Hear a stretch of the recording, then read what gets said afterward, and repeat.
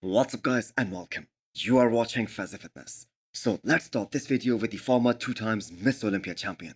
One of the biggest guys to win Miss Olympia title, Big Ramy, as he was spotted hitting some legs in his own gym. So this is the second consecutive year where Ramy has decided to skip Miss Olympia competition. So does that mean Ramy is done for good? Now if we look at the age factor, then he's gonna be turning 40 this year. And I have to say that isn't exactly considered an old age, especially for the modern era of the sport. So guess who is of the exact same age as Big Ramy and who is being considered a potential threat to this year's Miss Olympia title? That is none other than Andrew Jacked. The late Sean Roden was able to win the Olympia title at the age of 43. Dexter Jackson was placing top 2 in the world when he was well in his 40s, especially that one year back in 2015 when it was so close between him and Phil Heath. So there are guys who have continued to excel at an age bracket that's actually higher than Big Ramy. But the biggest issues with Big Ramy, they were the atrophied body parts, especially his back and his triceps. So Big Ramy made his Olympia debut back in 2013 and he skipped only once up until 2022. He competed in each and every one of those years, except for 2019. Now he lost the Olympia title back in 2022. In fact, he lost that in a way that was never witnessed before. So never did we saw a reigning Miss Olympia dropping down to 5th place in that title defense. But it did happen that year. So Big Ramy was able to make a strong comeback at the Arnold 2023. But the judges did not reward him at all. And what many people thought was a controversial decision. Now, not placing Big Ramy in the top 3, that was still somewhat justified. But then the head judge Steve Weinberger, he went on the record saying that they saw no improvements on Big Ramy from the Olympia to the Arnold. And that actually made no sense for us fans and for actually most of the bodybuilding community as well. Some of the biggest names of the industry, like Jay Cutler, Phil Heath, Dennis James, even these guys disagreed with that. Now all that being said, Big Ramy's legacy has been cemented as a 2 times Olympia champion. But will that Arnold 2023 be remembered as his last bodybuilding show? So let's just hope that he does one more show, one more Olympia, and he gets a standing ovation after giving a retirement speech, because he 100% deserves that.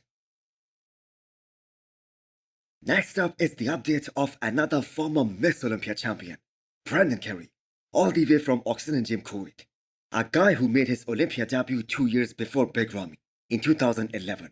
So Brendan might be the most unlucky Miss Olympia in a sense, that the guy who dethroned him back in 2020, that was Big Ramy. And Big Ramy wasn't actually qualified for the Olympia that year. He was given a special invite to compete at the Olympia that year. And that was actually the first year when Big Ramy showed up in the best condition of his career. And he stole the title from Brendan Carey. Now that was the same year when Phil Heath was making his comeback. And if you guys remember, the build-up for that Olympia, the people in Brendan's camp, they were more worried about Phil Heath rather than Big Ramy or anyone else. And people often say that Brendan is a weak Miss Olympia. Well, let's just not forget that he was able to beat not only just Phil Heath, but also Hadi Choopan in 2020. And he came so close to beating Big Ramy the next year, in 2021 as well. So the reason why Brendan Carey has been counted out the most this year is just based on the fact that he is at the tail end of his career. And he just cannot expect to train for 3 or 4 months. And I'm not just talking about the Olympia prep. I am talking about throughout the year. So he cannot expect to beat guys with only 3 to 4 months of training, especially the guys who are really young and who are really hungry. Not to mention, all these guys are going full throttle for most part of the year. And the fact is they are changing and improving at such a fast pace. And honestly speaking, Brendan looks really underwhelming in his shirt in these training updates.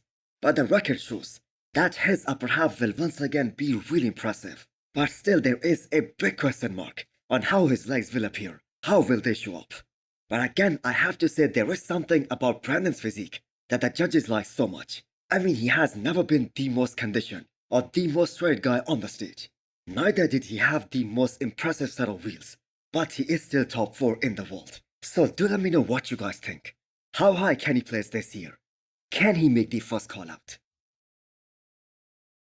Next up, we have an update from Sergio Oliva Jr, who finally talks about getting back in the game and picking up a show for next year.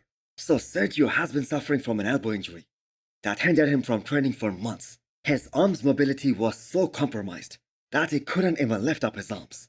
But now Sergio is in a position to train the way he wants to, and also do his first show with his current coach Neil Hill.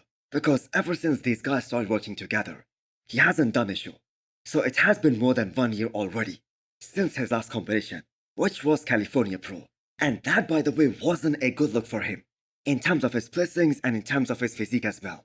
So if he is in fact trying to make a comeback, and if that is in fact bound to happen, then it's now or never. I mean, Sergio is gonna be turning 40 years old in 2 months.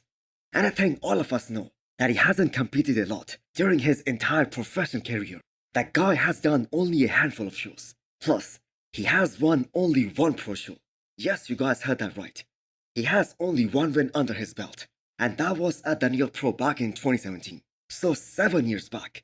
And ever since then, he has never tasted victory. So Sergio is one of those bigger, taller guys in the men's open class. If I'm not mistaken, he is about 5'10", and he has got plenty of muscle on that frame. But he needs to get shredded to take advantage of that size. And so far, he has been unable to do that. Now, if you are an IFBB Pro bodybuilder, then this is the worst time to retire, considering the prize money is going up every single year. And all these guys can finally make a good living by just winning pro shows. So Sergio loves to compete at the Arnold. And that will be a good show to make a comeback. Now, I have to say he cannot win that one, so he needs to have a backup plan as well. After a much-needed rest and recovery period, Quinton Beastwood is finally back in the game. He guest posed just a few hours ago, looking really massive. So based on his placings at his last show, which was Toronto Pro, where he finished second behind Akeem Williams, Quinton Beastwood could have won Vancouver Pro, because he was able to beat John Jewett, the winner of Van Pro in Toronto. But the thing is, he had a very long prep, 22 weeks for the New York Pro, then 5 more weeks for Toronto Pro.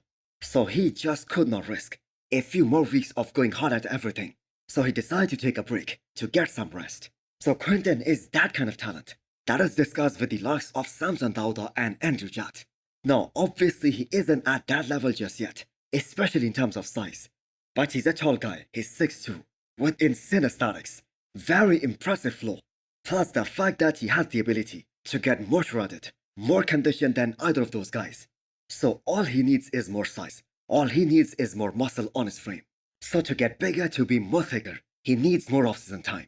And here is something that most people do not understand, that Quinton is just 28 years old, or maybe 29, so time is on his side. He can keep on getting bigger, keep on putting more density, more muscle on his frame, without having to worry about the time frame. And I have to say he can be a real force in the future.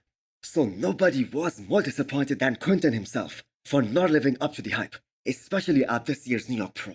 I mean, some people even had him beating Nick Walker, and he was only 6th. But I have to say he made a solid comeback in Toronto Pro. So Quinton made his pro debut back in 2019, and this is about time that he wins his first pro show and makes his first Olympia appearance. So hit the thumbs up button if you liked the video, and smash the subscribe button if you wanna come back for more. Thanks for watching.